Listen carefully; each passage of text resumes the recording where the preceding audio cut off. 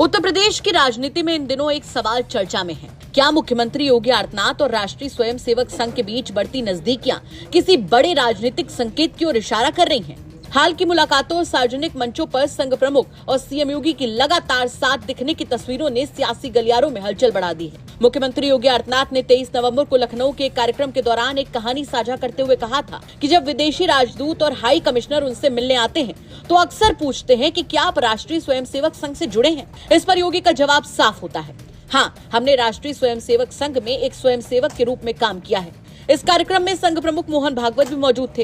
हालांकि ये भी सच है कि योगी आमतौर पर किसी संघ शाखा में जाते हुए नहीं जाने जाते। छात्र जीवन में वो अखिल भारतीय विद्यार्थी परिषद से जुड़े रहे, लेकिन उन्हें संघ या बीजेपी का पारंपरिक नेता कभी नहीं माना गया।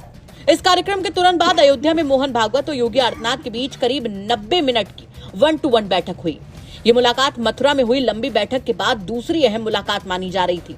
इसके बाद दोनों ने प्रधानमंत्री नरेंद्र मोदी के साथ राम मंदिर में ध्वजारोहण समारोह में भी भाग लिया। सूत्रों की माने तो संघ के पदाधिकारी योगी सरकार के मंत्रियों और अधिकारियों के साथ भी बैठकें करते रहते हैं। मकसद है सरकार की योजनाओं और प्राथमिकताओं को समझना और बेहतर तालमेल बनाना। योगी को लंबे समय तक एक आउटसाइडर यानी कि बाहरी नेता के तौर पर देखा जाता रहा। वो एबीवीपी से जुड़े थे, लेकिन संगठन के भीतर गहरे नहीं उतरे। बीजेपी में भी वो सांसद के रूप में सक्रिय रहे, पर संगठनात्मक ढांचे का हिस्सा कम ही रहे।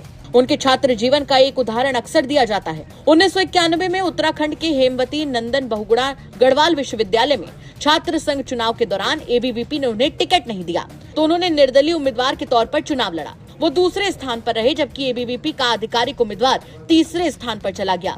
2002 में भी उन्होंने बीजेपी से अलग राह अपनाई और डॉक्टर राधा मोहन अग्रवाल को हिंदू महासभा के टिकट पर चुनावी मैदान में उतारा। उन्होंने बीजेपी उम्मीदवार को हरा दिया। इन घटनाओं ने ये छवि बनाई कि योगी को कंट्रोल करना आसान नहीं है। संघ के अंदरूनी सूत्र कहते हैं कि योगी भले ही संगठन के पारंपरिक ढांचे में न रहे हों, लेकिन विचारधारा के स्तर पर वो हमेशा साथ रहे। यही वजह है कि आज संघ और योगी के बीच बढ़ती नजदीकियां खास मायने रखती हैं। आज तस्वीर बदलती नजर आ रही है। सीएम योगी और संघ प्रमुख मोहन भागवत की लगातार मुलाकातें, साथ में सार्वजनिक कार्यक्रमों में मौजूदगी और बंद कमरों की बैठकों ने संदेश दिया है कि संघ का भरोसा योगी पर मजबूत हो रहा है। बीजेपी में योगी आदित्यनाथ को प्रधानमंत्री नरेंद्र मोदी के बाद सबसे लोकप्रिय नेताओं में गिना जाता है। 2017 से अब तक कई लाख करोड़ रुपए के निवेश के लिए ग्राउंड ब्रेकिंग समारोह करना, विकास पर जोर देना और सख्त प्रशासनिक छवि ने उनकी लोकप्रियता को बढ़ाया है। साथ ही उनकी सादगी और परिवार से दूर रहकर सार्वजनिक जीवन जीने की छवि भी उन्हें अलग पहचान देती है। लेकिन यूपी के सीएम योगी आदित्यनाथ के लिए चुनौतियां भी कम नहीं है।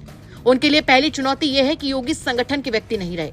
इसका मतलब है कि उनके अपने लोग संगठन में ज्यादा नहीं है जो दिल्ली में उनके लिए लॉबिंग कर सकें।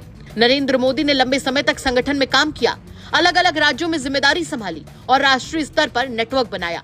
उनके पास एलके अडवाणी जैसे वरिष्ठ नेता का संरक्षण भी रहा। योगी के पास ना तो दिल्ली में मजबूत लॉबी है और ना ही लखनऊ में बड़ी राजनीतिक टीम।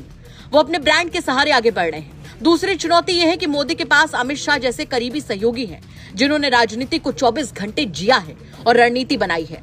योगी के पास अधिकतर नौकरशाह और गैर राजनीतिक सहयोगी हैं। ऐसे लोग प्रशासन चला सकते हैं, लेकिन राष्ट्रीय राजनीति की लड़ाई नहीं लड़ सकते। तीसरी और बड़ी चुनौती जाति समीकरण है। मोदी का सामाजिक आधार अलग है। योगी ठाकुर समुदाय से आते हैं।